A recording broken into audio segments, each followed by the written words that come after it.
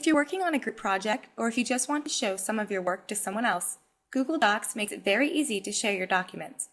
When you're logged into your Google Docs account, you can simply check the box next to the documents you wish to share, and then click on the Share tab. Now choose to invite people. Enter in the email addresses of the people who you wish to share with. Or you can choose people from your Google contacts. Now check to edit if you want to allow them to edit your doc as well, or just to view it. You can add a message. Choose to send yourself a copy, and then send off the invite. If you just want to add them without sending an invite first, then just click on Add Without Sending Invite. But note that they will have to sign into Google before they'll see that you've shared something with them, so unless they know to expect something from you, you should probably just send the invite. And that's it.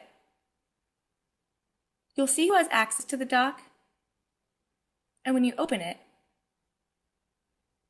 and go to File and Revisions, you'll see who made what changes.